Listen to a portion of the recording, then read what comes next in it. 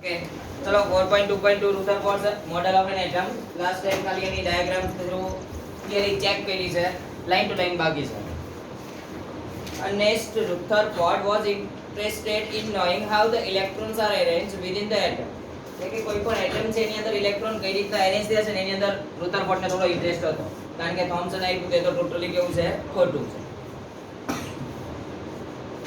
Rutherford designed an experiment for this. In this experiment, fast moving alpha particle. क्या moving आएगा? Alpha. याद हो तो मैं एक लिखूँ तो यहाँ alpha particle हो तो क्या होए? Positive charge. इना सिवाय fastly moving helium atom. Helium होई ने तो helium ऊपर always charge करो आवे +2. तो ये શું છે? Fastly moving helium atom. Were made to fall on the thin gold foil. Thin એટલે જાડું પતલું પાકો ચલો thin છે એટલે પતલું છે તો gold છે એની foil લીધેલી છે it means thinnest layer of the gold છે લીધેલું છે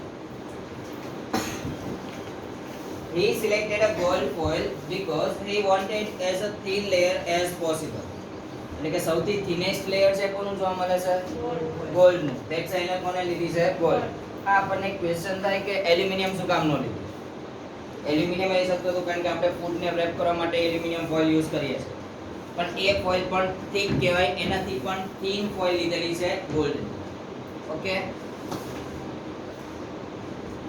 this gold foil was about કેટલા એટમ છે 1000 atom thick 1000 atom thick it means that કે આપણે જે ઓલા રાઉન્ડ એન્ડ રાઉન્ડ ડ્રો કર્યા હતા હવે કેટલા એટમ લીધેલા હતા 1000 alpha particles are doubly charged એટલે જો તો હિલિયમ ઉપર કયો ચાર્જ છે +2 છે એટલા માટે શું કીધું છે doubly charged helium ions since they have a mass 4u helium નો એટોમિક નંબર કેટલો 2 પ્રોટોન કેટલા હોય 2 ન્યુટ્રોન કેટલા હોય 2 તો a = p + n 4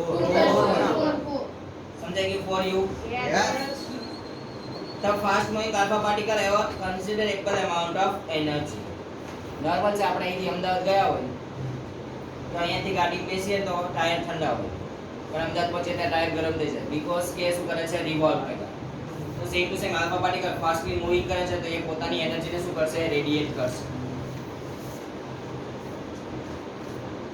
It was expected that alpha particles would be deflected by subatomic particles in the gold atom gold atom ની અંદર ખબર છે તારે ડિફ્લેક્શન ડિફ્રેક્શન થયું હતું શેના થ્રુ થતું હતું આલ્ફા પાર્ટિકલ કોના ઉપર બોમ્બાર્ડ થાય તો એટમ માં ત્યાં કઈ જગ્યાએ ન્યુક્લિયસ પાસે જાય તો શું થતું હતું ડિફ્લેક્ટ ઓર ડિફ્રેક્ટ થાય છે તો આ કન્ડિશન યાદ રાખો કે ન્યુક્લિયસ થી જ શું થાય છે પાથ ચેન્જ કરે છે જો ન્યુક્લિયસ નો હોત તો સ્ટ્રેટ પાથ થાય છે it means કે ન્યુક્લિયસ ની અંદર પ્રોટોન છે એ પ્રોટોન ના લીધે રિપલ્શન થાય છે ને લીધે શું થાય પાથ ચેન્જ થાય તો પ્રોટોન પોઝિટિવલી ચાર્જ હતા આલ્ફા પાર્ટિકલ પણ કેવા ચાર્જ ના છે પોઝિટિવ બે પોઝિટિવ કમ્બાઈન થયા એટલે શું થયો પાથ ચેન્જ થયો પ્રોટોન યાદ કરો તો એટમ નો સબ એટોમિક પાર્ટિકલ છે સો તમે ડિફ્લેક્શન ફોર્મ કરો છો શેનાથી થાય છે by the subatomic particles since the alpha particles were much heavier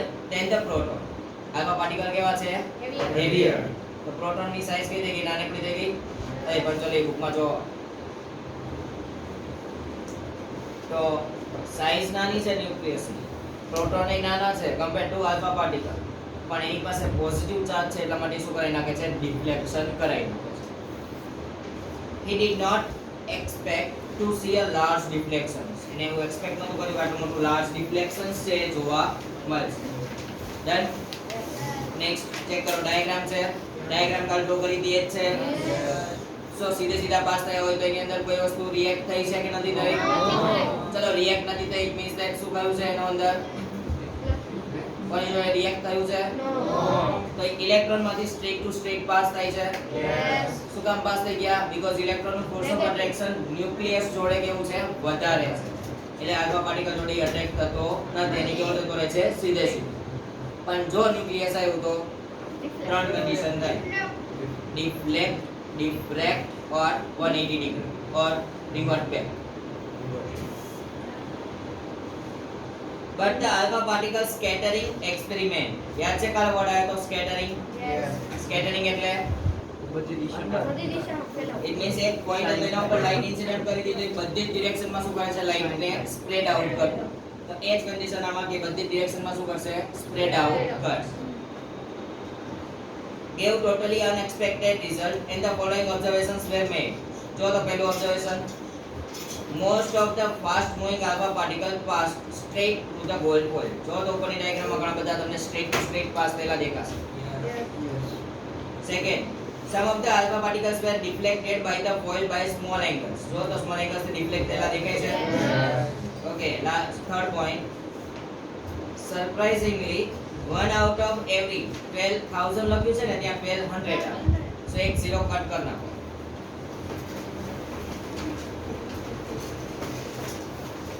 1:2 how much 1200 particles appear to rebound એટલે 180 ડિગ્રી શું થાય છે રિવર્ટ બેક થાય છે in the words of Rutherford underline this result was almost as incredible as if you fire a 15-inch shell at a piece of tissue paper and it come back and hit you ચલો આપણે tissue પેપરની જગ્યાએ કોઈ ક્રિકેટનો બોલ છે એને હું જોશથી બોલ ઉપર અથડાવીશ તો શું થશે ડન તો એટલું છે 15 ઇંચનું તો ટીશ્યુ પેપર છે એને બરોબર શું કરી દીધું છે બોલ જેવું બનાવી દીધું અને પછી શું કર્યું શું થાય શું કરે આપણને ચલો એની નીચે રુધરફોર્ડની ડાયાગ્રામ દેખાઈ તો હા ફોટો છે let us think of an activity in an open field to understand the implications imply ક્યાં કરી છે ને open field હોય ત્યારે એ let a child stand in front of the wall with his eyes closed એટલે કે અહીંયા કોક ને આપણે ઉપર આપની આંખ કેવી હોય બંધ let him throw stones at the wall from a distance એટલે કે થોડા ડિસ્ટન્સ થી આપણે એને શું આપીએ છે સ્ટોન આપીએ એ સ્ટોન ક્યાં નાખે છે વોલ ઉપર નાખશે વોલ ઉપર નાખે અવાજ આવે yes he will hear a sound when it stone strike the wall સમજાઈ લાઈન yes હવે 10 વાર નાખે કેટલી વાર અવાજ આવે 10 વાર તો નેક્સ્ટ લાઈન ડન ચલો એના પછી જો but if a blindfolded child were to throw stones at a barbed wires એટલે જેટલા ફાર્મર્સ હશે અથવા તો જ્યાં તમે ફાર્મિંગ કરવું એ જોયું હોય તો ખેતર હોય ને એની આજુબાજુમાં ઓલી ફેન્સિંગ લગાવેલી ફેન્સિંગ લગાવી તેની વચ્ચે ગેપ ઘણો બધો છે તો તમે સ્ટોન થ્રો કરો તો વોલમાં અવાજ આવતો તો ઓલા ફેન્સિંગમાં અવાજ આવશે શું કામ નથી આવતો કારણ કે એ ફેન્સિંગની વચ્ચે ગેપ વધારે છે તમે સ્ટોન ફેંકશો તો એ સ્ટોન એમાંથી થ્રુ આઉટ શું થઈ જાય છે પાસ થઈ જાય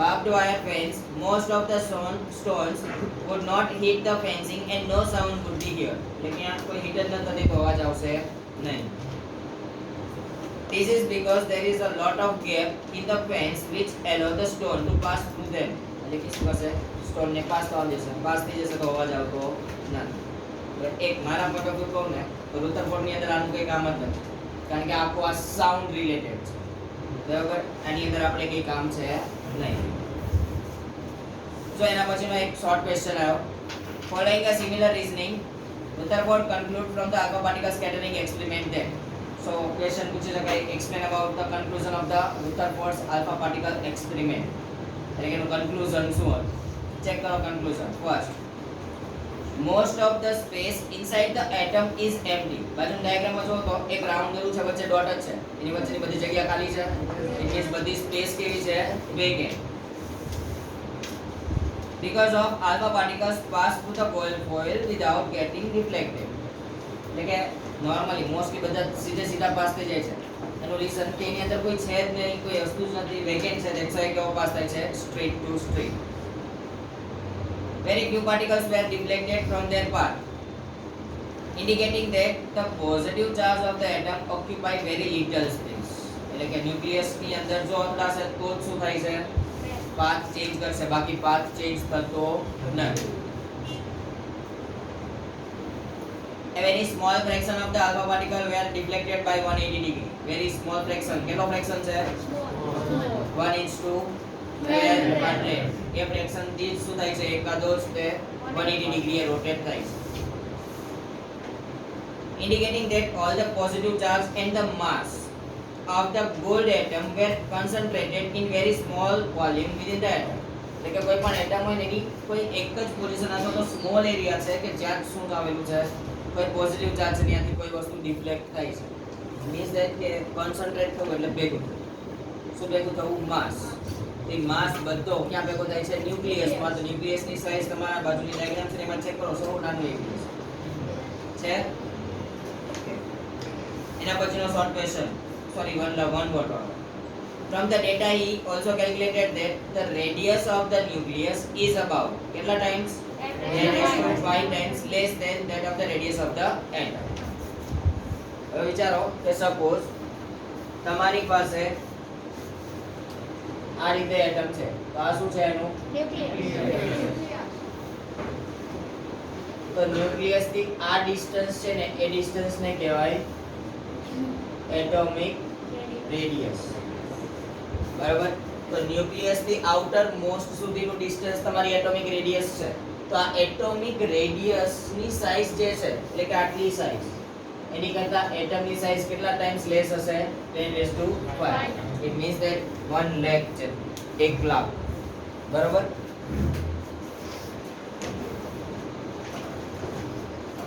On the basis of his experiment, Rutherford put forward the nuclear model of an atom, which had the following features. So, explain about the features of the Rutherford's nuclear model. The features are there is a positively charged center in an atom called the nucleus. આ define પૂછી શકે. Nucleus કોને કહેવાય? Positively charged હોય અને ક્યાં હોય? Centre. કોના સેન્ટરમાં? Atom. Nearly all the mass of an atom resides in the nucleus. બધો જ માસ કઈ જગ્યાએ છે? Nucleus. Second, the electron revolve around the nucleus in a circular path. ઓલી આઉટર મોસ્ટ દેખાય? તે આઉટર મોસ્ટ છે ત્યાં શું કરે? ઇલેક્ટ્રોન રિવોલ્વ કરે, જેટલા હોય એટલા બાય ધ રૂટર. હવે વિચારો કે તમે મૂવિંગ કરો છો, એનર્જી વધશે, મીન્સ રેડિએટ થશે. એનર્જી રેડિએટ થઈ તો એનર્જી બધી જશે ક્યાં? ન્યુક્લિયસમાં.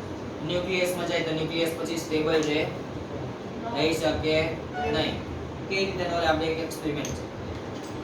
ઉનાળો ચાલુ થયો, બપોરે 2:30 વાગ્યા છે 2:30, ને તમારા બધાના શૂઝ ને સોક્સ બે કઢાઈ નાખ્યા. પછી ધાબા ઉપર લેજો, એક પણ જગ્યાએ છાંયો નથી, જેટલા પણ ડોર ઓપન હોય છે બધા ડોર ક્લોઝ છે, અને મેં તમને અંદર છૂટા મૂકી દીધા. તમે સ્ટેબલ રહેશો કે રેન્ડમ થઈ જશો? રેન્ડમ થઈ ગયા તો કોઈ એટમ સ્ટેબલ થાય નહીં. તો આ પહેલો ડ્રોબેક છે Rutherford. એને ઇલેક્ટ્રોન રિવોલ્વ કરાવ્યા પણ એક જ જગ્યાએ કરાવ્યા, અલગ અલગ લેયર આપ્યા નહીં.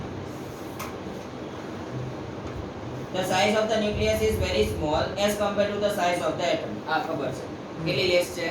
10⁵. Drawback of Rutherford's model of atom. Check કરો. Drawbacks ની આગળ લખી નાખો લિમિટેશન કહેવાય. Drawback એટલે શું કહેવાય? Limitation.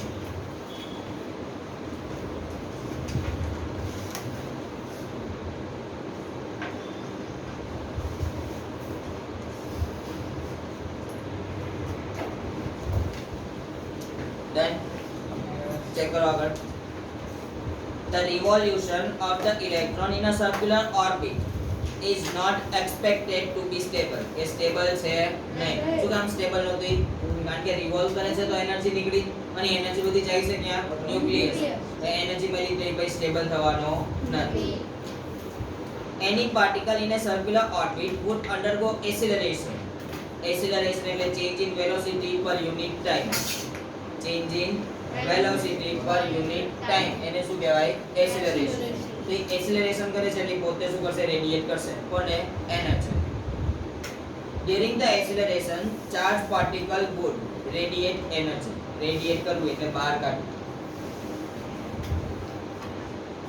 Thus, the revolving electron would lose the energy and finally fall into the nucleus. એટલે કે જે રેડિએટ થયેલી એનર્જી છે એ બધી ક્યાં ફોલ થાય છે? ન્યુક્લિયસમાં.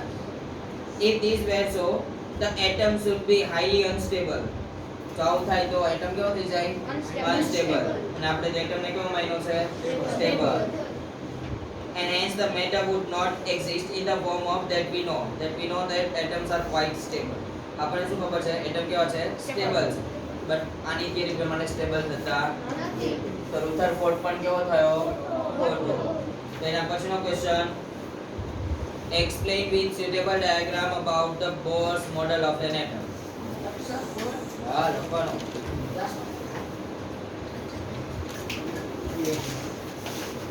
explain with બધું લખો explain with suitable diagram about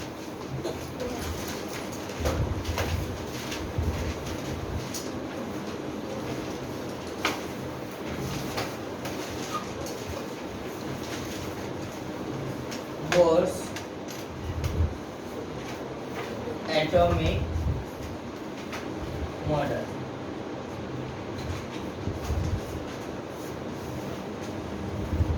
લખાઈ ગયો ક્વેશ્ચન હું ડાયાગ્રામ ડ્રો કરું છું તમારે જોડે જોડે ડ્રો કરવાની છે બરોબર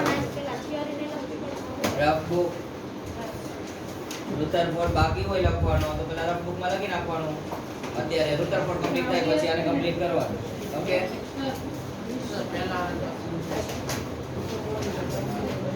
જગ્યા કેટલી મૂકી ખબર નહીં પડી તમે એવું ન પડે યસ બધું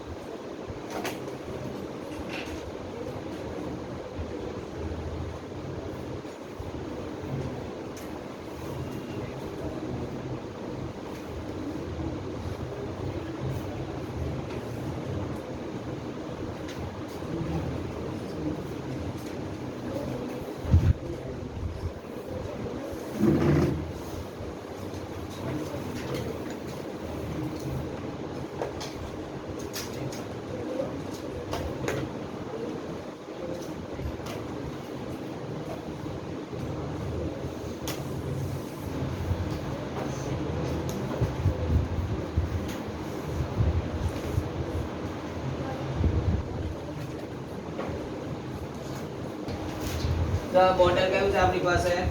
બોર્સ એટોમિક મોડેલ. હવે રુથરફોર્ડ ની જે કોઈ પણ લિમિટેશન આવી ગઈ હતી એ લિમિટેશન ને રિમૂવ કરવા માટે કોણ આવ્યું? બોર. સાચું નામ આનું નીલ્સ બોર છે. શું નામ છે? નીલ્સ બોર. એને શું કર્યું કે રુથરફોર્ડ નું મોડેલ હતું એને એક્સેપ્ટ કર્યું કે એને સેન્ટરમાં એક્ઝેક્ટલી કોને પુટ અપ કર્યું છે? ન્યુક્લિયસ. એની અરાઉન્ડ માં ચેક કરો તો અલગ અલગ લેવલ્સ દેખાય છે.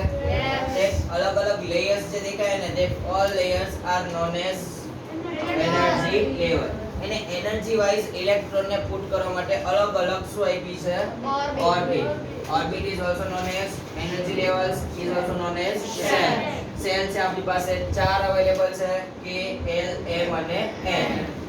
if તમારી પાસે K સેલ છે તેની અંદર કેટલા ઇલેક્ટ્રોન સમાશે? મેક્સિમમ 2.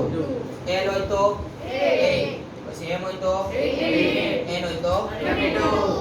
ડન. આ મોડેલ ની અંદરથી ઇલેક્ટ્રોન નો ડાઉટ રિવોલ્વ થાય છે પણ એનર્જી રેડિયેટ કરતા નથી કારણ કે આપણે એને અલગ અલગ એનર્જી લેવલ વાઇઝ શું કર્યા છે? સેપરેટ કરેલા છે. અલગ અલગ એનર્જી લેવલ છે ધેટ્સ વાય એ પછી કોઈ દિવસ એનર્જી ને રેડિયેટ નથી કરતા અને એનું સ્ટેબલ મોડેલ છે આપણને શો કરી શકે. ડન. આટલી થિયરી છે. ચેક કરો 4.2.3. In order to overcome the objection raised against the Rutherford's model of an atom. Rutherford's નું જે મોડેલ હતું એની અંદર બધા પડતા અપોઝ થયા પછી Niels Bohr put forward the following postulates about the model of an atom. એટલે કે એના પછી કોણ આવ્યો? Niels Bohr અને પોતાનું મોડેલ શો કર્યું. First, only certain special orbit known as discrete orbits of electron are allowed inside the atom. એટલે કે એટમ ની અંદર અલગ અલગ એનર્જી લેવલ વાળી શું પુટ કરેલી છે? ઓર્બિટ. સેકન્ડ ચેક કરો while revolving in discrete orbits the electrons do not radiate energy. A radiate કરતા શું કામ રેડિયેટ નથી કરતા? બીકોઝ એને આપણે અલગ અલગ એનર્જી લેવલ ની અંદર જ શું કર્યા છે? પુટ કર્યા છે. These orbit or cells are called as the energy levels. જે ઓર્બિટ છે કે સેલ છે એને શું કહેવાય? એનું એનર્જી લેવલ કહેવાય. પછી ડાયાગ્રામ છે. ડાયાગ્રામ નીચે ચેક કરો. These orbit or cells are represented by the letters. કયા છે? K and M and the numbers. N is equal to 1 2 3 4. Done. આવડશે?